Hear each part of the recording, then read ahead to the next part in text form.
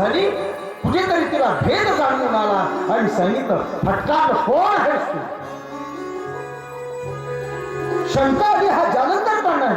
नसेल हा कोणीतरी शंका आणि फटकारल्याबरोबर त्या ठिकाणी भगवान विष्णू आपल्या देशामध्ये प्रगट त्या ठिकाणी झाले. कथा खूप मोठी आहे, सगळी नाही सांगत, पण पुन्हा ते शीर घेऊन आले. नंतर वृंदेने काय केलं, बरीच भरी भरी भरी मोठी कथा. हर हर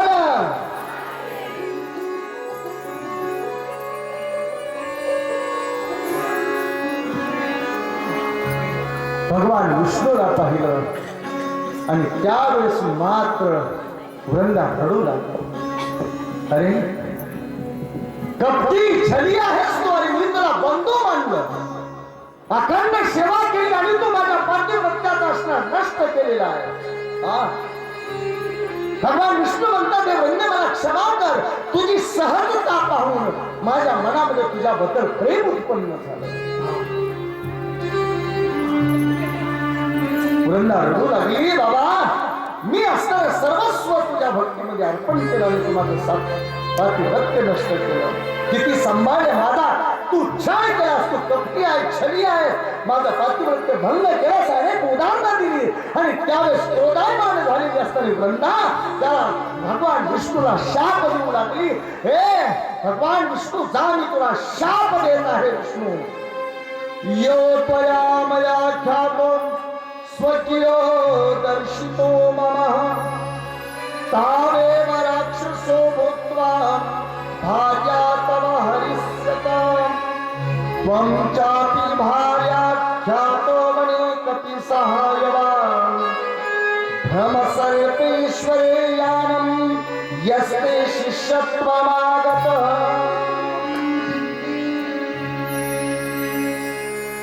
जा, तुला मी शाप देत आहे, याचे तुला परिणाम भोगावे लागतील. या प्रथम स्तरावर तुला माणूस म्हणून असताना जन्म घ्यावा लागेल आणि हाच जालंधर दैत्य रूपाने येऊन तुझ्या पत्नीच असताना हरण करेल. जो वियोग तू मला दिलास तो तुझ्या पत्नीला आणि तुलाही तो सहन करावा लागेल. एवढंच काय, तुला सहकार्य करणारा जो काही शिष्य बनून तुझा शेषनाग आला होता त्याला सुद्धा तुझ्या बरोबर भटकावं लागेल आणि महाभयंकर त्याला दुःख भोगावं लागेल. ज्या वानराच्या सहकार्याने तू ही माया रचलीस, त्याच वानर तुला त्या पत्नीला सोडवण्यासाठी आणि तो वियोग समाप्त करण्यासाठी मदत करतील. हा माझा तुला शाप.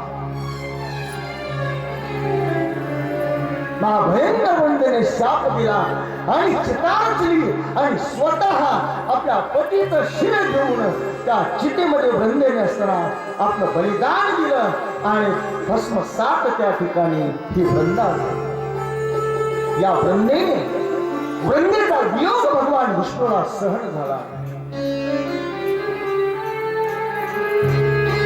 वृंदेने विचार केला की ज्या शरीराने पातिव्रत्य रक्षण नाही केलं, आता त्या शरीराचं मी रक्षण करणार नाही आणि आपल्या शरीराला भस्मसात केलं. इकडे जालिंदराने असताना ज्यावेळेस जालिंदराच्या युद्धामध्ये असा एक दुसरा प्रसंग आहे की जालिंदराने एक मायावी पार्वती निर्माण केली होती आणि शुंभ आणि निशुंभ नावाच्या दैत्यांनी तिला धरून ठेवलेलं होतं. त्यावेळेस असताना भगवान शिवाने शाप दिला होता, हे शुंभ आणि निशुंभ, इथून पुढे असताना तुमचा वध पार्वती करेल. कथेमध्ये कथा बऱ्याच आहे.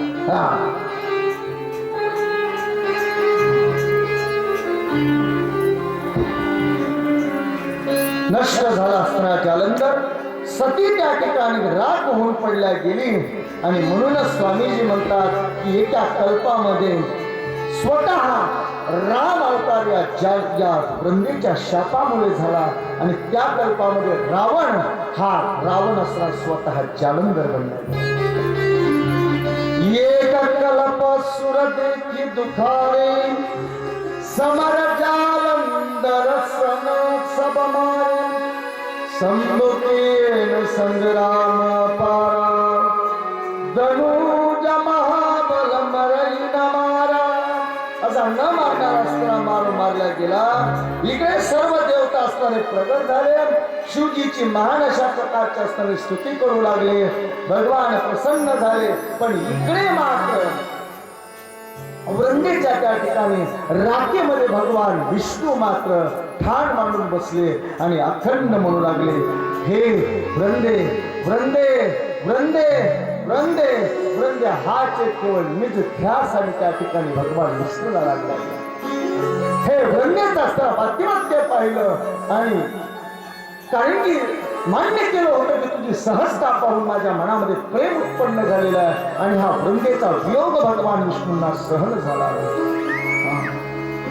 राखेमध्ये शोक करत कित्येक महिने निघून गेली. पण हे वृंदे करत त्या ठिकाणी भगवान विवळत आहेत आणि शोक करतायत भगवान विष्णू वृंदेच्या प्रेमापोटी.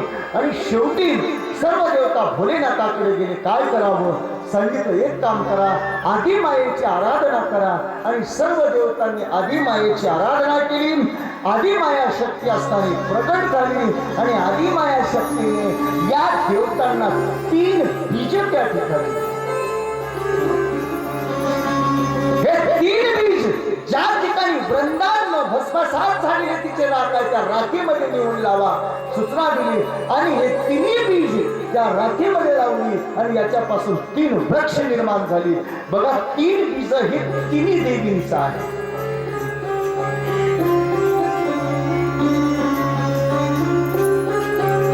जे ब्रह्मदेवाचे धात्री आहे ती बीजापासून आवळी उत्पन्न झाली. काय झाली?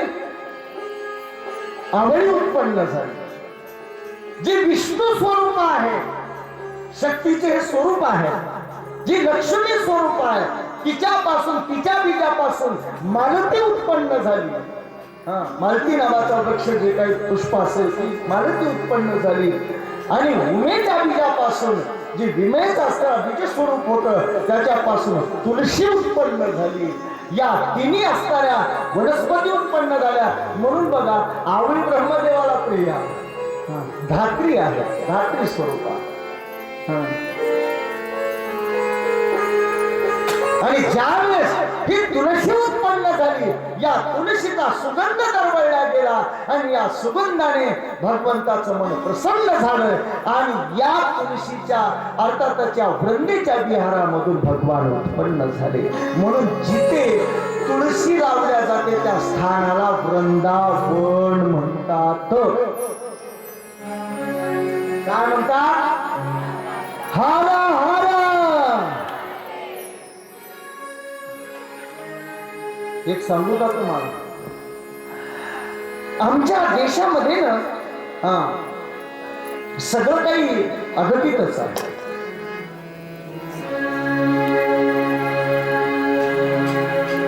आमच्या देशामध्ये वृक्ष देवता आहे, पाषाण ही देवता आहे. काय? पक्षी, नदी, नाले या भारतवर्षात देशाचं एक वैशिष्ट्य आहे. गीताला भारतवर्षाच्या पाण्यामध्ये सुद्धा मुक्ती देण्याचं सामर्थ्य ती म्हणजे गंगा या भारत देशामध्ये वाहते. अरे आमच्या या भारत देशाच्या असणाऱ्या पाशामध्ये सुद्धा मुक्ती देण्याची ताकद तो म्हणजे शालिग्राम. तो या भारत देशामध्ये आहे. अरे आमच्या भारत देशाच्या वृक्षामध्ये सुद्धा भगवंताला प्राप्त करण्याची ताकद असते म्हणजे तुळशी असेल आणि भगवंताला ती प्रिय आहे. म्हणून आमच्या जगामध्ये भारत देश सर्वात श्रेष्ठ आहे असं म्हणलं तरी हरकत नाही. गुरु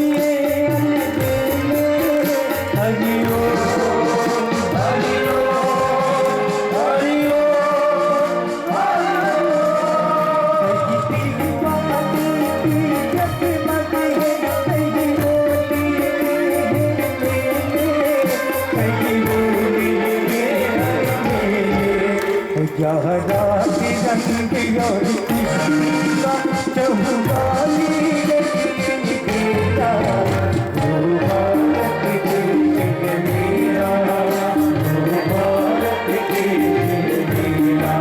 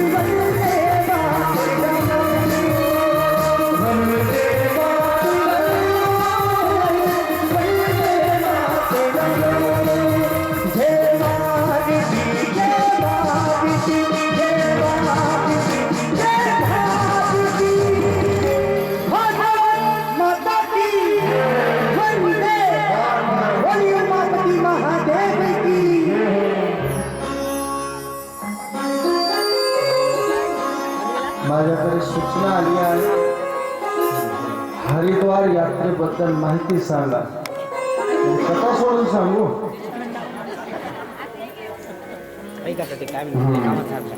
या वर्षीचा मी जे सांगेल 5 मिनिटं ते लक्षपूर्वक ऐका, कारण ते पुन्हा पुढे सर्वांनी लक्षामध्ये ठेवायचं आहे, पुन्हा त्याच्यात बदल नको. यावर्षी हरिद्वार तीर्थामध्ये कथेचं आयोजन केलेलं आहे. ते करण्याचं कारण याच्या अगोदर एकदा आपण सत्संग हरिद्वारमध्ये केलेला आहे. जवळपास 400-500 लोक होती त्या सत्संगाला. भव्य दिव्य कणखर क्षेत्रामध्ये जिथे की सतीनं आपलं शरीर यज्ञामध्ये समर्पित केलं होतं, ती दक्ष भूमी, त्या भूमीमध्ये आपण गंगेच्या किनारी आनंद तटावर जिथे भागवताची कथा असणारे सनत कुमारांनी केली होती, त्याच तटावर भागवताचं आयोजन. हरिद्वार एक पावन तीर्थ आहे, तिला देवभूमी म्हणतात. जिथे की सप्त ऋषींचं वास्तव्य असणारी जी काही भूमी आहे ती म्हणजे हरिद्वार. जिथे मनसा नावाचं शक्तिपीठ देवीचं आहे ते म्हणजे हरिद्वार. जिथे चंडी शक्तिपीठ आहे ते म्हणजे हरिद्वार. जिथे असणाऱ्या ही अंजनी मातेची तपश्चर्या स्थळी म्हणजे हरिद्वार.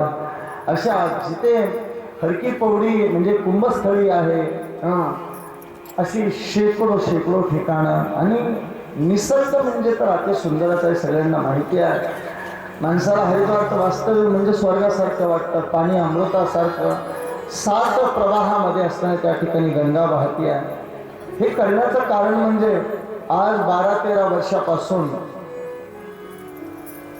तीर्थावर प्रत्येक वेळी असताना 2009 पासून नित्याने एक सत्संग केला जातो. या सत्संगाचं वैशिष्ट्य असं आहे की याच्यामध्ये कधी पत्रिका छापल्या जात नाही, कधी कोणाला सांगितल्या जात नाही, काही नाही. अंतर्गत असताना याची हे असते काय माहिती असते सगळी. ती कुणाला असे उघड कधीच नाही कुठं, कारण की त्याचं एक कारण असं आहे की ज्यांना सत्संगाबद्दल आवड नाही अशा लोकांचा त्याच्यामध्ये प्रवेश होऊ नये म्हणून मी ती माहिती गुप्त ठेवत असतो. तुम्हाला माहिती आहे की मी कीर्तनाला जायच्या अगोदर जातो, 1-2-3 घंटे आधी सांगतो, पुन्हा गडबडनं निघून जातो. का की त्याच्यामध्ये मर्यादा आहे. नाहीतर तुम्हाला सांग का प्रत्येक गावामध्ये कथा तुम्ही पाहिलं असेल की फक्त 2च ठिकाणची लोक असतात, इतरली नांदेडची आणि तिकडली काही बीडची की 4-5 गावची. नाही तर मी आतापर्यंत शेकडो गावामध्ये शेकडो कथा केल्यात. पण मी का ज्या माध्यमातून ज्यांनी चालू केलेलं आहे हे सगळ्या गावचे जर आले तर ती अव्यवस्था मध्ये करणं शक्य होणार नाही, उपक्रम तो थांबून जाईल. म्हणून मी ते उघड सूचना देत नाही.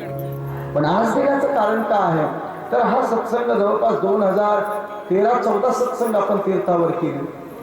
2-3 वेळा वृंदावनला केला, 1 वेळा असताना जगन्नाथपुरी, 1 काशीला असताना 1 वेळा, चित्रकूटला 1 वेळा, रामेश्वरमला 1 वेळा, द्वारकेला 1 वेळा, पुन्हा कुरुक्षेत्राला त्या ठिकाणी 1 वेळा केला, उज्जैनीला असताना गेल्या वर्षी केला आणि तोही वैभवामध्ये करतो. गेल्या वर्षीचा मला वाटतं उज्जैनचा तर खूप इथं काय वैभव याच्यापेक्षा वैभवामध्ये तिथे आयोजन करून सुंदर असं.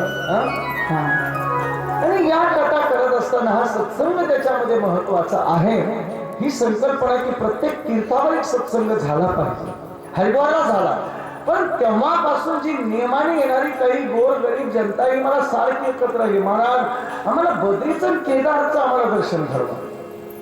मी याच्या अगोदर 2-3 वेळा असताना ऐकलं. मी म्हणलं बाबा लाख यात्रा कंपन्या पडल्या जा करा. नाही तुम्ही नाही केलात तर मग आम्हाला जायचंही नाही. हे आहे का नाही नसलेलं खोट. मलाही वाटलं हे कधीपासून 2014 पासून मला म्हणत त्याच्यामधले काही म्हणणारे पूर्ण गेलेच ना. मी एकदा प्रयत्नही केला जाण्याचा सगळं पाहणी, पण एकदा नेमकी सुनामी आली त्या वर्षी. पुन्हा जी धसकलं पण ती म्हणलं नकोच झालं. पण सगळ्यांचं म्हणणं आलं की नाही महाराज सगळे जे काही प्रेमी आहेत, खूप प्रेमी जनता आहे आमची, बीडकडची असेल इथलीही असतात तुम्ही. मग ठीक आहे. मला मग काही जाणकार म्हणले महाराज एकदा आहे यांची कोणतं जाऊ द्या, पण मी का नको. आपली काही यात्रा कंपनी नाही, मला कुठे वेळ मिळतो त्या मार्गाने करीत बसायला. हे आरामाचं जीवन सवय लागलेली आहे. मस्त कथा सांगायची, चहा पाणी देत चर्चा करीत बसायची, झाला सत्संग पुढच्या गावाला निघून जायचं. कोणी देत, पण आपल्यावर अवलंबून असणाऱ्या लोकांची इच्छा पण महत्वाची आहे. म्हणून कसं करावं याचा खूप दिवसापासून मी विचार करतो. काय करावं कारण की अधिक खर्च वर येतो. मधला मार्ग कसा करावा, प्रत्येकाला कसं घडावं हा माझा उद्देश असतो. माझी दाखवायची एक मूठ असते आणि खरी एक मूठ वेगळी असते, ती मला सांगायची गरज नाही. फक्त माझा त्याच्यात उद्देश एवढाच असतो की प्रत्येकाला ते घडलं पाहिजे. आणि म्हणून तुम्ही पाहिलं असेल आज आपण 12-13 वर्षामध्ये कधी आपल्याकडे कुणाला कसलीच अडचण आली नाही. भगवंताची विशेष कृपा त्याच्यावर. मग आता यावर्षी महाकालेश्वराला साक्षी ठेवून आणि सर्व देवतांची पांडुरंगाची कृपा समजून आपण हरिद्वारमध्ये आयोजन त्या ठिकाणी. मला बद्रीला करायचं होतं, पण बद्रीला खूप असीम खर्च येतो असं मी पाहिलं. त्या खर्चाला आपण पुरणार नाही. विशेष तुम्ही पुराल, पण आमच्याकडचे बीडकडचे काही गरीब माणसं नाही पुरणार. त्याच्यामुळे मला याची कल्पना आहे. बरोबर आहे का? त्याच्यातले काही 2-4 जण म्हणतील 10% नाही महाराज. अहो तिथं मी पाहिलं आश्रमाला जवळपास 70-60 लाख रुपये खर्च आला. मी म्हणलं एवढं तर आमचं 10-15 लाखात आम्ही सगळं करून माघारी जातो. तिकीट कसं शक्य होणार म्हणून नाही. आणि विशेष म्हणजे बद्रीच्या ठिकाणी सत्संग करायला मी पाहिलं तिथं पर्यटन काहीच नाही. बद्रीचं असताना मंदिर आहे बद्रीनारायणाचं, आजूबाजूला डोंगरात खाली मंदाकिनी वाहते आणि तिथे एक ते माना आहे, याच्यापेक्षा नाही. पण हरिद्वारमध्ये मग काय आनंदी आनंद राहतो म्हणून आयोजन तिथे केलं. पण याचं भावांनो खर्च काढणं एवढं सोपं नाही. म्हणून मी आतापर्यंत तुम्हाला एवढ्या सूचना फक्त लक्ष देऊन ऐका त्या सत्संगामध्ये समाहित होण्यासाठी. पण पहिली गोष्ट एक लक्षामध्ये घ्या, तोच त्याच्यामध्ये असताना सम्मिलित होईल, त्याला प्राधान्य दिल्या जाईल जो उज्जैनला होता त्याला.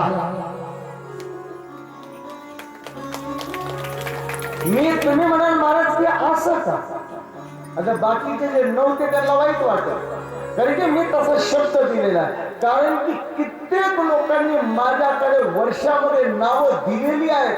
हे सांगितल्यानंतर तुम्ही आश्चर्यचकित व्हाल. मी म्हणले हे जर असं मोकळं ठेवलं तर आपल्याला हे आवडणंच कठीण होईल.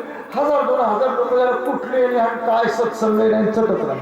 म्हणून प्राधान्य त्यांनाच राहील जे आतापर्यंत सत्संगामध्ये सम्मिलित होत गेलेले आहेत. मला उज्जैनहून आल्या काही व्हॉट्सअपवर लिस्ट पाठवलेली आहे, आमचे इतकेत. मी होई नाही मी म्हणलं आपल्या नियमात आपण आधी, म्हणून त्यांनी नावं आधी उज्जैनवाल्यांनी नोंद करून घ्यायची, म्हणजे मला उर्वरित कुणाला घ्यायचे की नाही हे कळेल. पुन्हा तुम्ही वेळ निघून गेल्यावर नोंद केलं तर मीही पुन्हा घेणार नाही. कारण की येणाऱ्यांची संख्या अपरिमित असल्यामुळे आणि वर मर्यादित लोकांनाच आपण व्यवस्था म्हणजे मी नाही करू शकत, देवच करणार आहे तिथे सगळं. पण त्याला मर्यादा असते ना, रेल्वे तिकीट सगळ्या गोष्टी. नाही तर उभं डोक्याला खुराक बनला तर माणसाला ते कुठून ताप विकत घेतला असं व्हायला नको. दुसरी महत्वाची गोष्ट, 2 टप्पे आहेत त्याच्या. हरिद्वार पर्यंत एक टप्पा असेल. हरिद्वार पर्यंत म्हणजे दरवर्षी जसा आपण सत्संग करतो, जितक्या दिवस सत्संगासाठी राहतो आणि आजूबाजूचं पर्यटन करतो, तितक्या दिवस आपण हरिद्वार मध्ये राहणार. आणि तिथून पुढचा एक दुसरा टप्पा असेल. 5 ते 6 दिवसाचा वेळ लागतो. तर ज्यांना वर यायचं आहे त्यांचा वेगळा टप्पा असेल आणि त्या 6 दिवसामध्ये तो देव करून येऊन परत सत्संग केला जाईल. म्हणजे याला दरवर्षी सारखे 10 ते 11 दिवस नाही तर 16 ते 17 दिवस लागणं अपेक्षित आहे. 17 दिवस लागतात. तरी वरी 5-6 दिवस पुन्हा सत्संग करायचा म्हणजे. म्हणून पहिली गोष्ट लक्षामध्ये ठेवा, फक्त तुमच्याकडून इथे चार्ज हरिद्वार पर्यंतचाच घेतल्या जाईल. वरचा का घेतला जाणार नाही, मलाही वरच्या खर्चाचा अंदाज नाही. काय मी तसा गेलो ते शेअर मार्केट सारखा मला तिथला खर्च वाटला. बड़े महाराज जी यहाँ भीड़ के हिसाब से खर्चा चलता. मी केली रूम 1800 रुपयाला तिथे. बोली अभी 1800 में मिलती है लेकिन उस टाइम 4000 को हो जाते. कसा खर्च जुळविणार आपण तो. प्रवासाचं तसंच, सगळ्या गोष्टीचं तसंच.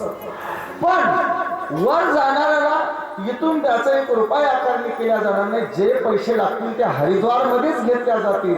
आणि ज्यांना हरिद्वार पर्यंतच यायचंय, काही काहीचं म्हणणार आमच्याकडे महाराज आम्हाला हरिद्वारला यायचं, मी म्हणलं खुशाला आम्ही माघारी दिवस तिथं राहा, दररोज गंगेत स्नान करा, खा प्या फिरा. ते तर लयच भाग्यवान म्हणायचं. 12 ते 13 14 दिवस तिथं हरिद्वार मध्ये राहायला मिळाले. म्हणले ते काय आपल्याला म्हणलं ती व्यवस्था आमच्या पद्धतीने जेवढं करता येईल तेवढं करूया असं आहे. पण तरीही अंदाज असला पाहिजे वरचा.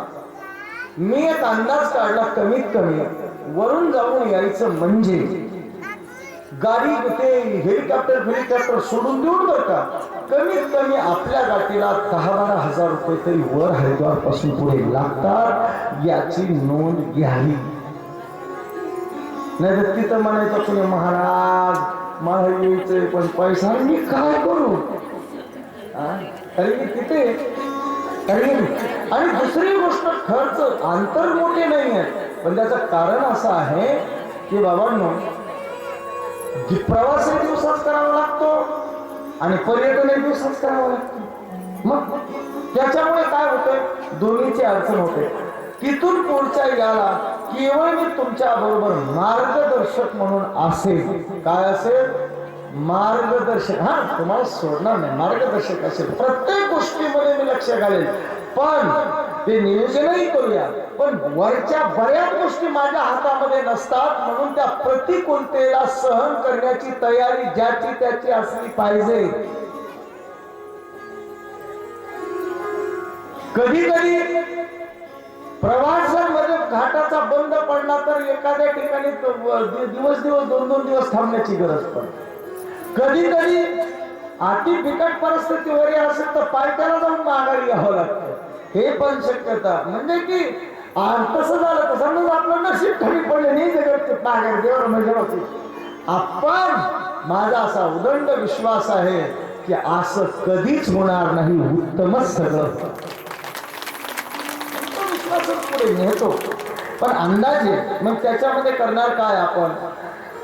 अंदाजे प्रश्न किती चार्ज येतो, हे किती येतं, मी त्याचा अंदाज तुम्हाला 1 महिना अगोदर सांगेल. किती तिथून पण 10-12 हजार लागते तेवढं लागते मला. हा तेही तुमचं घोडं ते सोडून बरं का. घोडं विमान कुणाला चलत जायचं असेल तर त्याला काय लागणार नाही. घोड्यावर बसायचं असेल तर घोड्याचा चार्ज, विमानात हेलिकॉप्टर जायचं असेल तर हेलिकॉप्टर जात. पण हेलिकॉप्टरच्या बाबतीत जर म्हणा की बुकिंग ज्याची त्याने स्वतः करायची, मी जास्तीत जास्त त्याची तारीख सांगेल. कुठं आपण केदारला कधी जाणार, कोण्या दिवशी दर्शनाला जाणार, ही तारीख सांगितली. त्या तारखेचं आपण आपलं स्वतः तिकीट बनवायचं. बरोबर आहे ना.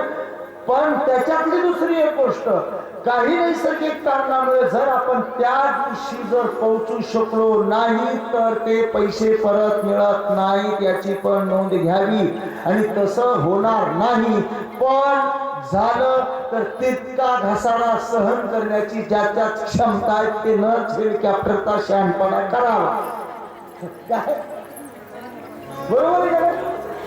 कारण जे आपल्या हातात नाही त्याला आपण काय काय करू शकतो काय म्हणून त्यानेच ते. कारण की मी तिथं जाऊन चौकशी केली तरी बोले नहीं, हमारी किसी अड़चन की वजह से कहीं उड़ान कैंसिल हुई तो हम उसे अलाउ करते हैं. आपकी वजह से कैंसिल हुआ तो उस जर्नी को हम अलाउ नहीं करते. मी म्हणलं शाबास रे पट्ट्या, चल माझा. तिथं जाऊन मी एक मुक्काम करून त्यांच्या ऑफिसला भेटून आलो. म्हणलं आहे ते तारीख सांगेल मी. ते पण त्याची दुसरी गोष्ट, ते रिझर्वेशन करत असताना महत्वाची गोष्ट ते RICTCच्या ॲपवरूनच केलं पाहिजे. कारण की त्याच्यामध्ये मला तिथं मी पाहिलं तर 70-80 हजार रुपये गेलेले बुमलत माणसं मी पाहिले.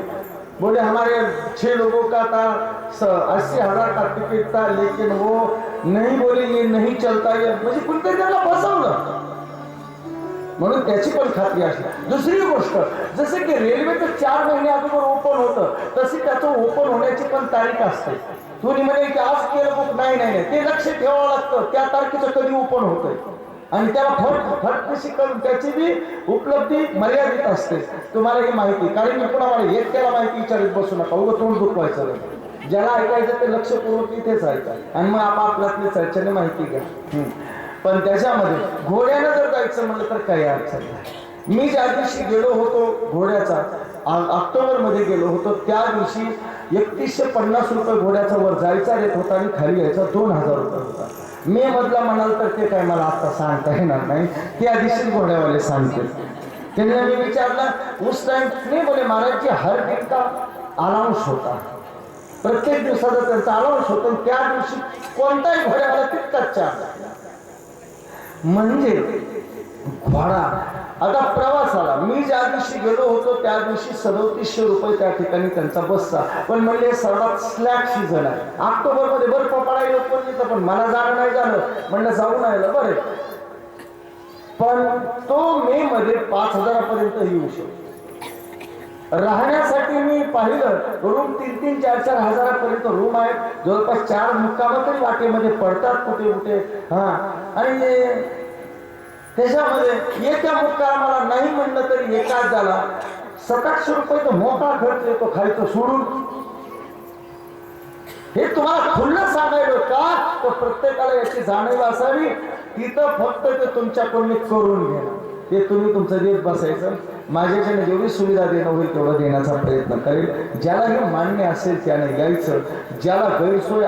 दुसरी गोष्ट, वरी कुठे कुठे काही विकट परिस्थितीमध्ये आपल्याला गैरसोय सुद्धा सहन करता आली पाहिजे. तुम्ही आणि मी तिथं सारखेच आहोत हे लक्षात घ्यायचं. ज्याला थोडीही गैरसोय जमत नाही त्यानं चुकून त्या ठिकाणी यायचं नाही. आपलंही दुखणं वाढवायचं नाही, माझ्या डोक्याचं वाढवायचं नाही, सगळ्याचं डोकं गरम करायचं नाही. हा, दुसरी गोष्ट, वेळ प्रसंगानुसार जसा निर्णय घेतला जाईल हे खुल्लं कधीच सांगत नाही, पण तिकडलं काठीण्य लक्षामध्ये घेता सगळ्यांना एकदाच सांगतो म्हणून त्यानेच यायचं. दुसरी गोष्ट, ज्याचा उदंड माझ्यावर विश्वास आहे की महाराज जो निर्णय घेतात ते योग्य घेत असतात, आणि कधी असताना त्या ठिकाणी जरी एखादी गोष्ट कमी पडली तर इथेही त्यांचा नाविलाज असेल म्हणूनच ती कमी पडली आहे हे ज्याला छाती ठणकावून माहिती आहे त्यानंच येण्याचा प्रयत्न काय. बरोबर आहे, कारण जे येतात त्यांना माहिती आहे माझ्याबद्दल म्हणून. पण काय होतंय, एकाच दुसरे हे माहित नसणार येतं ह्याकडे त्याकडे डोकं गरम करून टाकतं, हिटच उतरत नाही त्याचे. मग काय होतं, माणसाची कार्यक्षमता कमी होते जेवढे होईल तेवढं. म्हणून ते असताना मग अशी माणसं मला फक्त 5 असली तरी वंदनीय आहे, जे टुरिस्ट म्हणून आलेले आहेत, ज्यांना पिकनिकची आवड आहे, त्यांनी चुकूनही माझ्याकडे कधी नाव नोंद करायचं नाही सत्संगाला, कारण की इथं गेल्यावर सत्संगच ऐकावं लागतोय, नाहीतर मी खाणं सुद्धा अलाउड करीत सगळ्यांना माहिती आहे. बरोबर, दररोज हाजरी असती तिथं, कोण का केला होता, कोण नव्हता, कुठं गेलता, कशाला आलता. हा, मात्र त्याच्यामध्ये आपली सगळी जी काही सेवेकरी मंडळी आहे ना ती आपल्यातलीच आहे. ती म्हणजे काय अशी रोजाची मंडळी नाही, तेही पैशाने म्हणतात तर तुम्ही तरी लागेल तेवढं देतात, पण आतापर्यंत त्या मंडळीने कमी पडलेली पैसे त्यांनी भरलेले आहेत, लाख रुपयापर्यंत. हा, कमी पडले ती मंडळी मात्र एवढा पैसा खर्च करून आपल्या सेवेमध्ये तत्पर असते का नाही, सगळेजण असतात येतंबूत सेवा करण्यासाठी. म्हणून दिव्य अशा प्रकारचा सत्संग आपण वर करणार आहे. माझ्या मते बघा, मुक्काम आणि प्रवास 8,000 पण खर्च येऊ शकतो वर, म्हणजे जाणे सगळा प्रवास 6 दिवसाचा आणि मुक्काम असं. बाकी गाठीला 1-2 हजार रुपये लागतातच की खर्चायला 2-3. पण त्याच्यामध्ये विमान बसणार नाही बरं का, आणि त्याच्यात बोर्डही बसायचं नाही, हे चलत जायचं झालं. हा, तुम्ही म्हणाल मला चलत जायचं कसं आहे, मी गेलो बाबा, आता तुमचं तुम्हाला माहिती, मी गेलो. बाकीच्या सूचना गेल्यानंतर प्लॅनिंग अशी असेल त्याची, आपण इथून ज्या तारखेला जाऊ, अंदाजे 11 ते 12 मेला इथून जाण्याचा माझा विचार आहे. ती तारीख आज 11 समजून चला.